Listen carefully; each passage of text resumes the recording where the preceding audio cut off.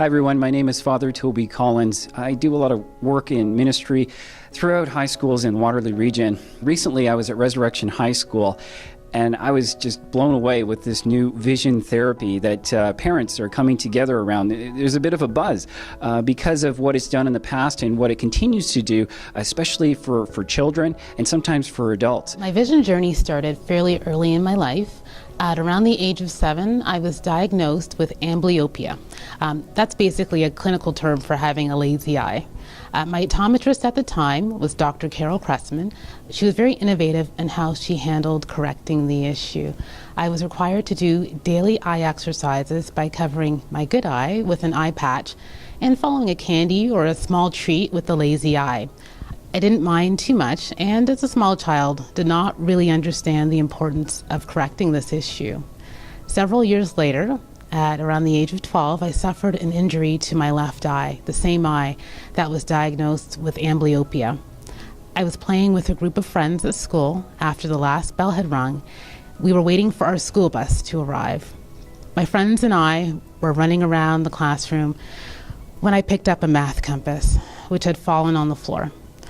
One of my friends, who was still in the motion of running, bumped into me from behind, and at that exact moment, yes, the compass went into my eye. I immediately pulled out the compass as a knee-jerk reaction, and my friends were worried, but they swore to secrecy to not say anything to anyone. After all, we were running in the classroom when we shouldn't have been. I went home that afternoon with a very irritated, weepy eye, and by the evening, it was pretty bad. I tried to conceal the fact that something was wrong, but having a mother who was a registered nurse, she picked up on it right away. I told my mother what had happened, and we were in the emergency room in a matter of minutes. I was placed on a course of several eye drops and had to wear a metal eye patch that was taped to my face. Not the best accessory for an already awkward preteen girl. After several visits back and forth to different doctors, I was told that I was very lucky to not have lost my eye. And although they could not rule out that permanent damage had been done, only time would tell. By the next year in middle school, I was having difficulty seeing, and I did not want to wear glasses. So I made sure that I put myself where I could see the board as best as I could, or I would copy a partner's notes. This strategy did not work in all classes, and one day, one of my teachers asked me if I was able to see okay. I quickly answered yes, but he was not convinced, and he phoned my parents and mentioned that he felt that I was having difficulty seeing. A visit to the optometrist confirmed that there was considerable vision loss in my left eye, and my right eye was pretty much doing all the work. I received my first pair of glasses at the age of 13. They were not pretty, and the left lens was as thick as a Coke bottle. And due to this fact, I did have to have frames that accommodated that large lens. Despite the unattractive eyewear, I quickly realized that my world was a better place with them on. Everything changed after that, and my grades improved. And as a very active member in the school band, I noticed that my ability to play the proper notes also improved. With proper vision care over the years, my eye has slowly repaired itself, and I now have better vision today than I did as a child. We noticed my son Luke having tantrums beyond the years that other kids had grown out of them. He was now 7 years old, and when overwhelmed by a situation, would have tantrums where he would be very aggressive, hitting, punching people, throwing things, and yelling something over and over again until he could calm down. Sometimes my brother would tick me off a little, and I would get really angry and yell at him. They would always send me to my room, and then I would throw different things in my room at the door. Yeah. And right now my door has a dent in it. This would only happen at home. At school, his teachers didn't notice anything out of the ordinary. When I talked to Dr. Patrick Quaid about it, he said he may have retained Moro reflexes. If so, he could be subconsciously trying to do things normally at school, which would take a lot out of him, and then when he gets home, the smallest poke in the shoulder to scare him or bother him would send him into a tantrum. The test was, with his arms by his side, he walked on a line with his feet walking like a duck. If his arms moved out, it was a sign of retained reflexes. Also, with his arms by his side, he walked on a line with his feet walking like a pigeon. If his arms moved inwards, this was also a sign Luke had both signs of retained reflexes. When the lower half of his body is doing one thing, the upper half is involuntarily doing another. Dr. Quaid observed that Luke had trouble focusing from far to near and near to far in his left eye. Consequently, when doing the duck and pigeon walk, his arms moved in or out significantly more on the left side. Dr. Quaid mentioned that so many times he has had parents tell him that their child's tantrums have gone away after vision therapy. Vision affects the brain, which affects the body. When parents go to a family doctor, they are not specialized in this field. When children are having behavioral setbacks, a doctor often leans towards medication. Luke does wear glasses. He has a mild prescription.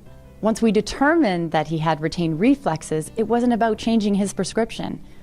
It was about strengthening his eyes to work better together.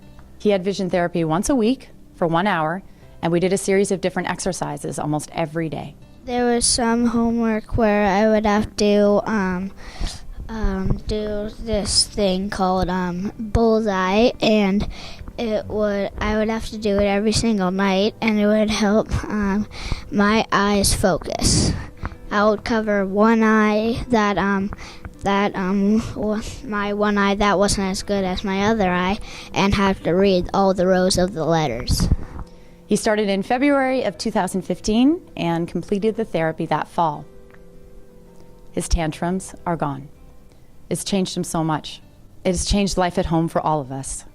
He's much more able to talk about frustrations when, for example, one of his siblings is bothering him. After therapy, he was like a different person after school. It's been a little different. I haven't been sent to my room much anymore, so it's been getting better. He was quiet, putting his lunch bag away, hanging up his coat, sitting down for a snack. For example, his brother sometimes taps his shoulder a bit to bother him or makes silly noises around him, and they don't bother Luke anymore. But sometimes I got angry about doing bullseye every single night. But now I'm done vision therapy and my eyes are still good, so. As a parent of 2 children with special needs, our experience has been that it's easy for people, including ourselves, to mistakenly draw conclusions about learning challenges that really do not address root causes. Oftentimes, advocacy and persistence are necessary on behalf of such children so that professionals will be prompted to initiate further investigations. Certainly in the lives of our children with special needs, this has been the case. With one child born with hearing impairment and the other child born with Down syndrome, we observed that both girls exhibited challenges for which we believe there was a further explanation. As a parent, typically, you tend to know your children the best. So when our daughter with hearing impairment began to show signs of additional learning challenges at the age of 7, it was assumed that her problems stemmed from a late diagnosis of hearing impairment and a delay in acquiring language. And it was also thought the delays in learning that our other daughter with Down syndrome experienced were owing to the condition itself and not to anything else. Both of these conclusions are common assumptions. As time went on, our intuition told us that things simply did not add up.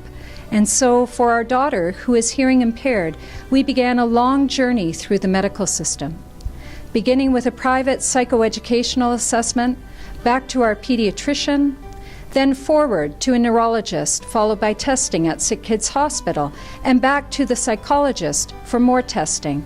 Finally, a doctor well known for his interest in neuroplasticity concluded that our daughter likely had experienced a brain injury from forceps delivery, an unfortunate consequence of a prolonged and complicated delivery.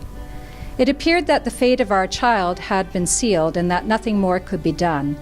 But we are living in a time where there is a foundational shift in the way that we think about the brain, where it was once thought that a certain part of the brain was responsible for a certain function, and that if that part of the brain were injured, then the associated function was lost forever. It is now thought that the brain has the potential to heal itself and is much more adaptive than we previously imagined. This way of thinking is called neuroplasticity. Both of our children suffered with coordination challenges, as well as writing and reading challenges. The prognosis did not look good. Thanks to the generous intervention of a teacher for blind and low vision, however, we began an experiment. Eventually, this teacher would propose that our children be examined by Ms. Linda Lemon. Ms. Lemon examined our children and recommended that we visit an optometrist by the name of Dr. Angela Peddle. Dr. Peddle determined that both girls lacked the ability to perceive depth. As well, one child suffered from binocular vision dysfunction. This is not a problem of the eyes, but rather a problem of the brain. Her specialized training in the how of diagnosing this dysfunction would be the first step in addressing one of the root causes of our children's lack of success in reading and writing. In addition to the glasses, Dr. Peddle recommended a number of exercises. These exercises are designed to stimulate underdeveloped neural connections in the brain. By firmly establishing such connections through ongoing practice, better brain organization is possible. Reorganization of the brain is foundational for healing binocular vision dysfunction, and this is essential to making reading, writing, and overall language development easier. This diagnosis and prescription have been life-altering for our children and for us. Activities that proved to be quite difficult a year ago, such as walking downstairs, running, riding a bike, skating, reading, and handwriting, became so much easier with each passing day.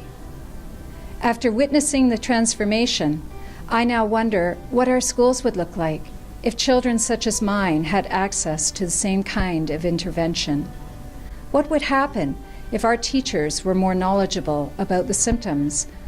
What would happen if educators could share these concerns with parents and parents could find a doctor with this kind of training?